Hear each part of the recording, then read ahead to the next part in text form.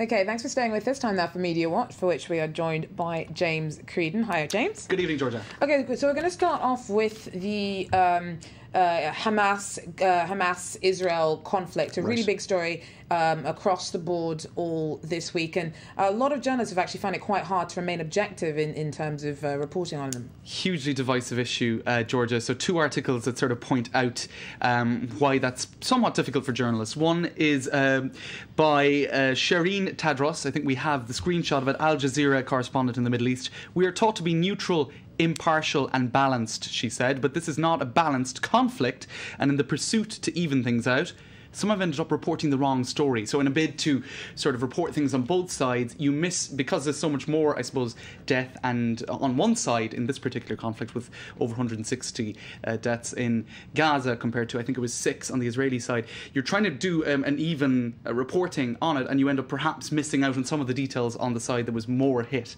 So that's her point essentially, and she points to one example where a TV correspondent she has a lot of respect for threw back to the studio after doing her live piece with the words, as Palestinians call it, the Israeli siege on Gaza.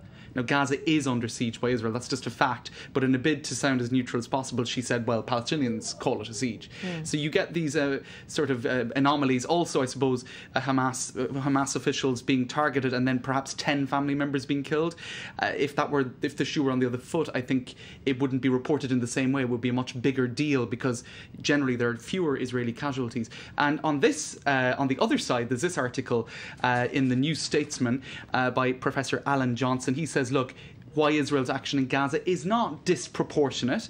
For him, the whole charge of disproportionality is misguided. He said there were 1,500 targeted strikes. You only had 130 deaths in a very built-up area where the weapons caches are, you know, amongst the civilian population on purpose, he says, because Hamas are trying to use human shields. So he said, actually, that's a remarkably low number of civilian casualties compared to Operation Cast Lead the last time.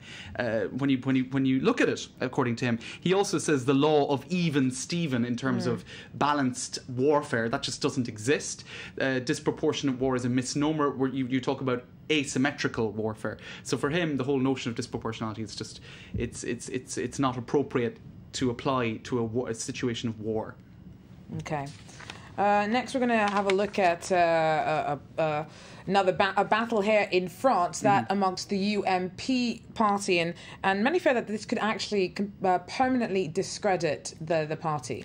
That's right. Let's take a look at this article here by Ivan Riffol.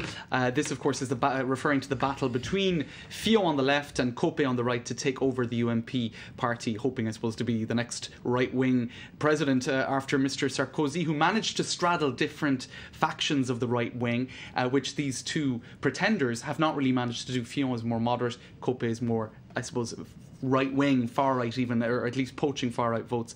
Now, this very divisive battle where they can't decide who won, right, has led this particular commentator to say it could just discredit politicians generally, because the same thing happened to the Socialist Party in 2008, where there was a leadership battle.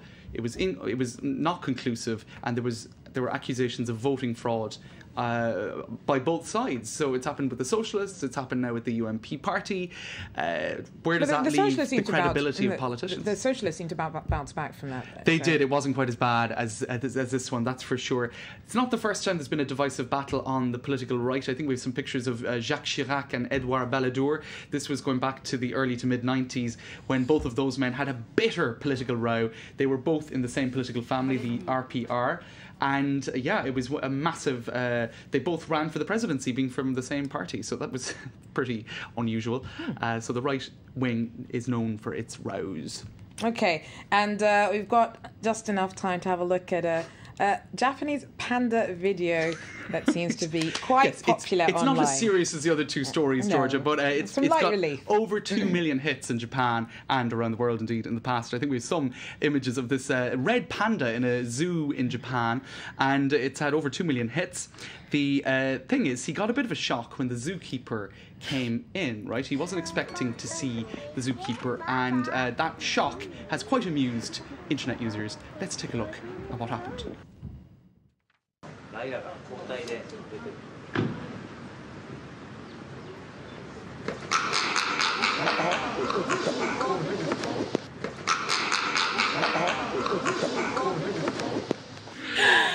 he's a total diva, isn't he? He's just That's totally actually overreacting.